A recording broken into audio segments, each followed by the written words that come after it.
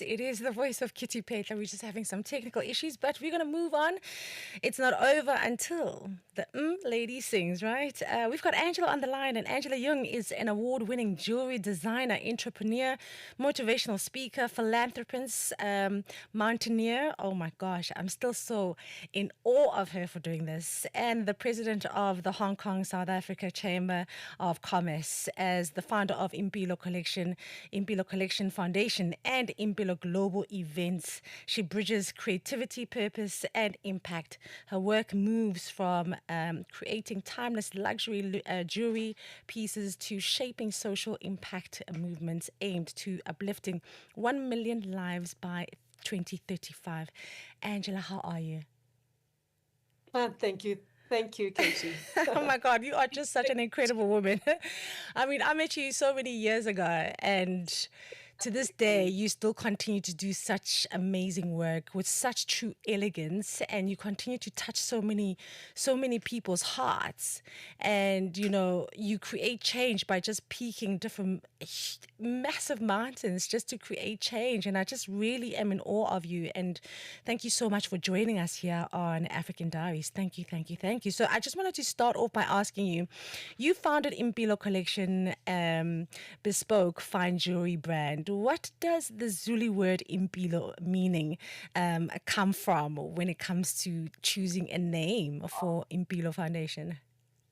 And I always believe, in Bilo, life, the meaning of life. It's just every heart of everything that I create, it's about life. Mm. And jewelry is it's a celebration of special moment like engagement, anniversaries, achievement, birthdays, so every piece of jewelry that tells a story and passing on the legacy to the next person that you want to give that to.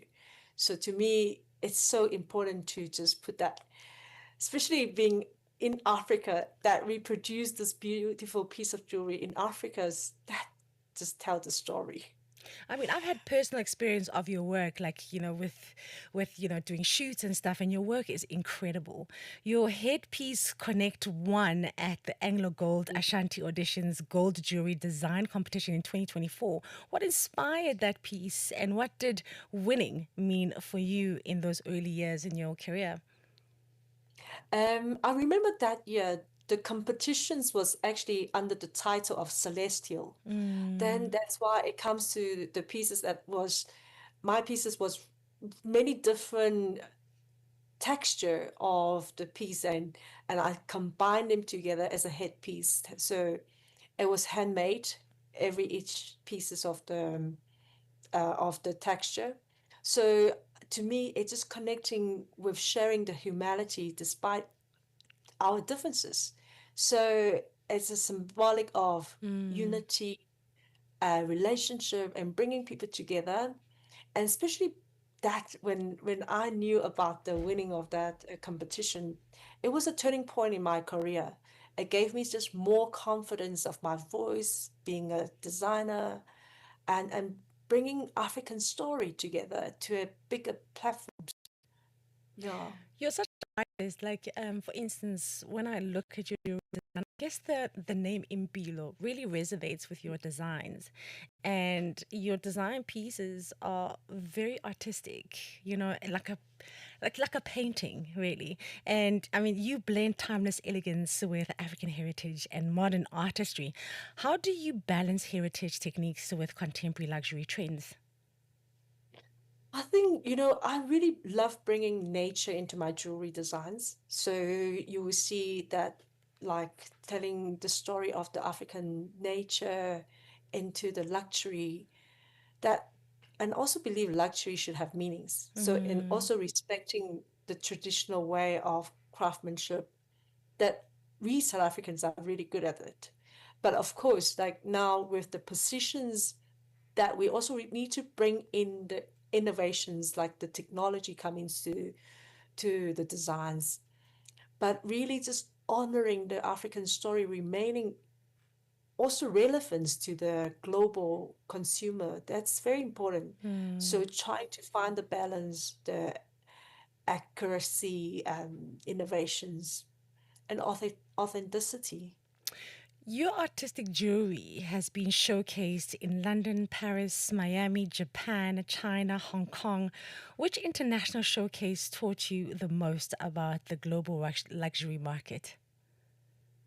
I think to me was Japan taught me the most because Right. it's I really they really appreciate their craftsmanship and Yeah. details, and of course the story behind the products. So it's just reinforcing me believing we're not just selling a piece of jewelry, but bringing the meaning, the emotion, connections behind that piece of jewelry. Now, you wear so many hats. You know, when it comes to your jewelry, I think you're an artist. And then you wear the hat of helping people as a philanthropist. In May of 2025, you became the second South African woman in 26 years to summit Mount Everest from the north side. What made you choose the technical, demanding north side over the south? Mm.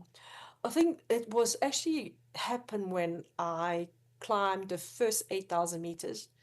I had a bad injury, Hmm. and when I get to the top, the weather have changed so much. It was extreme cold. It was blizzard. Um, the wind was pounding on us. So I actually fall from 10 meters height. For the first time when I climbed 8,000 meters. I came back. I was broken into pieces. So that was one of the reasons that I reinvestigate the whole climbing technique, understanding the whole choices of you actually don't have to climb from the south side, you actually can climb from the north side. And because north side, you need to have an 8,000 meters experience. So that's why people usually don't take on to the north side because it's more challenging. Yes. And there's no rescue on the north side as well. But that was the reason you don't find so many people are doing that. Then it doesn't have the traffic because it's only a few days. You can climb her when we call the mountain, we called her. Um, so I knew that wasn't too many traffic. That was the reason that I chose from the north side. It's much colder, more demanding, more technical, but it also taught me a lessons of preparation. So I become more patient, more Mm. perseverance. So that's how I learned to climb her. I'm in such awe because you literally put yourself in the most incredible danger in the pursuit to help people. And you spent 50 days on Everest and promised one bra for every Mm. meter climbed. How did that idea of over 8,000 bras come to you at an altitude when oxygen was so thin? Yeah, so I think going back to COVID time, I actually saw people were really suffering and say to myself, what can I do to help those people? Then I started a food drive. Just by word of mouth, I collected 10 tons of food. Oh, wow. So who's Angela to give out those 10 tons of food? And especially during COVID was very sensitive with the security. And that was the reason that motivated me to start the Imperial Collection Foundation. And later on, we received 1 tons of sanitary pads, and we gave out to HIV home, Hmm. OH, HIV home, and also special child premises. And then one of the girl came up to me and says, Auntie Angela, next time when you come, please bring us some bra. Oh. And then I realized that they're not wearing a bra. That perpetrators see that as an invitation of sexual attention. Hmm. That was the idea coming from that every meter that I climb, I will climb for a bra for them. Sure. Yeah, my heart just warms because you really do go the extra mile, literally, in the pursuit to help and make sure that people are happy, even with the smallest of things, to create comfort in their lives and safety, really. And during the 16 days of activism 2025, you instilled the bras at Constitution Hill beside the historic women's jail. Why was that location important for turning hardship into dignity? Yes, I think the history of Constitution Hill, it was just striking. Like when we walk into the jail, we see you just actually can feel the struggle of those people and the resilience. And for of course, Constitution Hill is it's a symbolic space of human rights. So for us to bring all 8,000 bras to displayed in that space and people coming flooding into from all walks of life and just to celebrate the hope and the dignity and just empowerment in that moment, it was really something historical that we had built as a foundation. There was no, if not even a doubt that we can have that exhibition somewhere else, but at the Mm. Constitution Hill. Now, as a motivational speaker, I mean, this coming Wednesday, you speak at the workshop Wednesday at workshop Yes. 17 at the bank. What Mm. part of your ever story do you want audiences to take home about extreme conditions and self knowledge?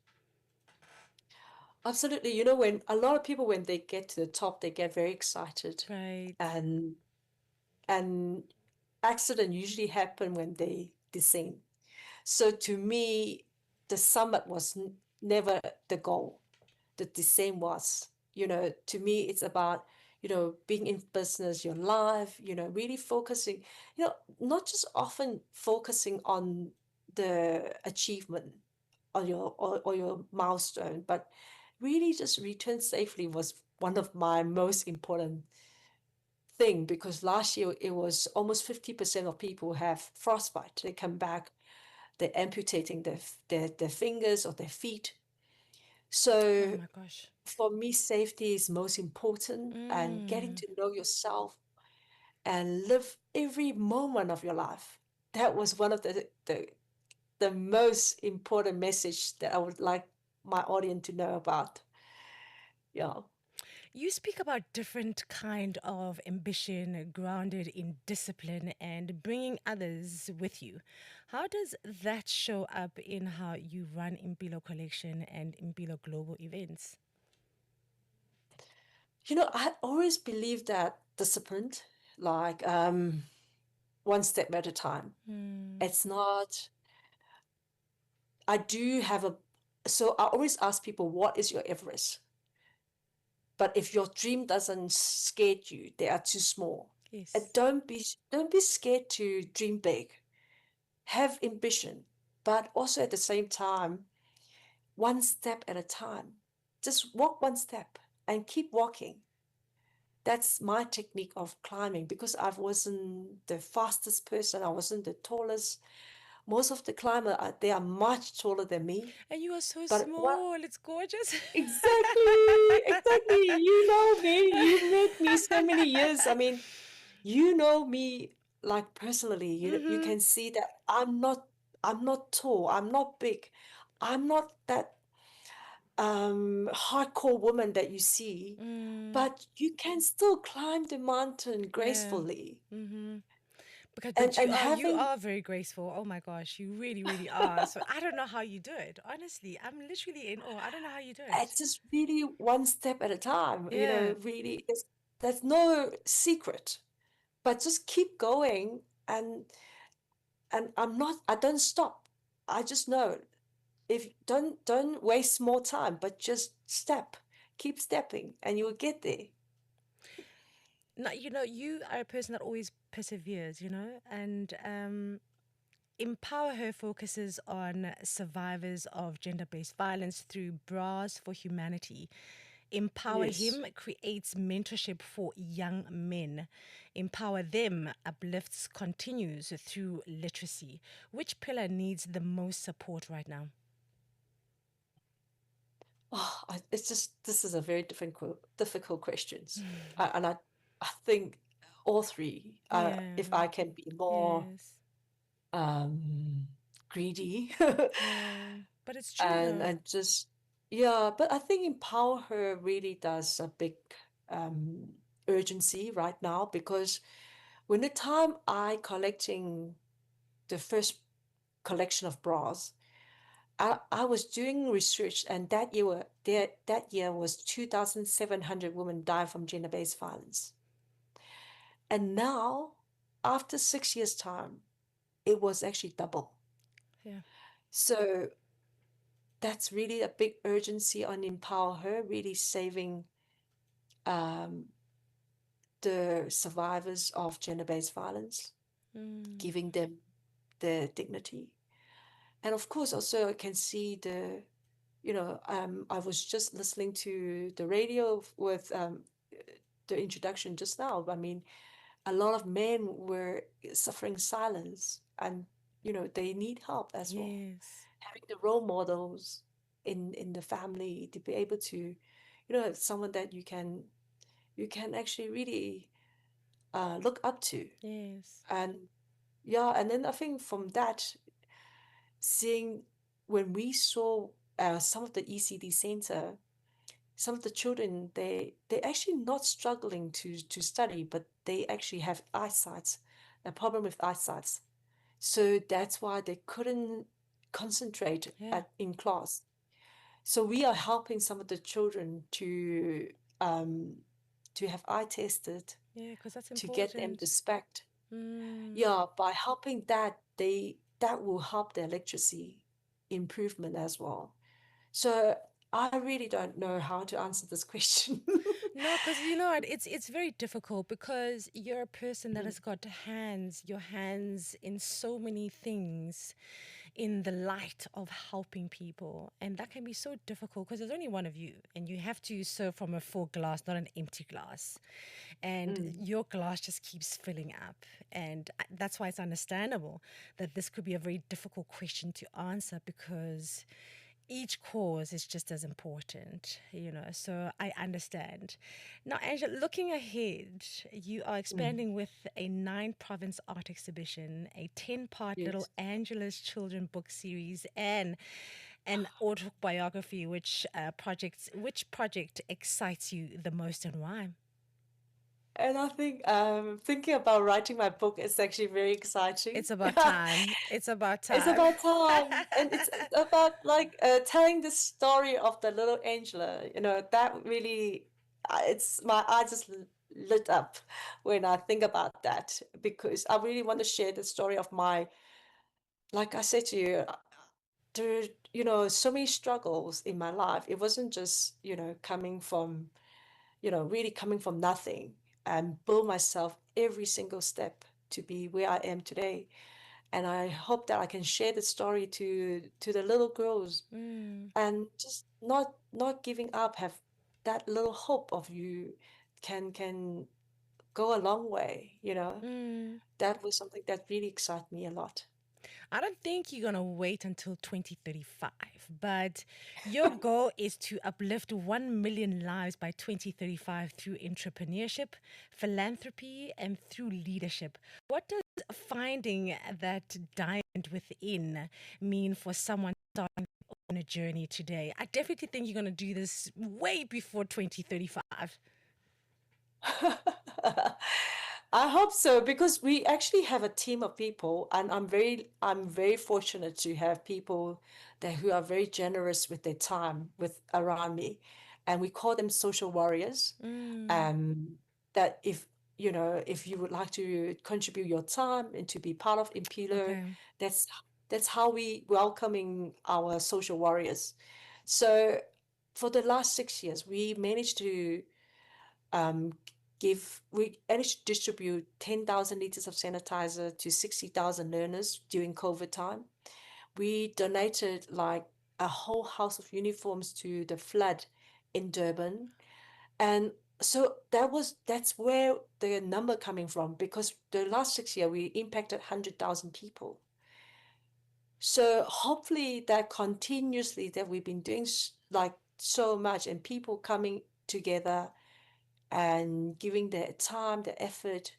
and the donations, that will make things happen. It would make our life much easier as well. So Mm, to really overcome the challenges of the people around us are suffering, and that means we are suffering as well. yes, absolutely. Angela, Mm. thank you so, so much for being with us. Before I let you go, this is a very strange question, but because you're such an incredible human being, I don't have enough words to describe what a gentle and generous heart you have. If Angela Yeung had to put herself into three colors, what colors would those be to describe who you are? Color, you mean color As in, like any as color. Yeah.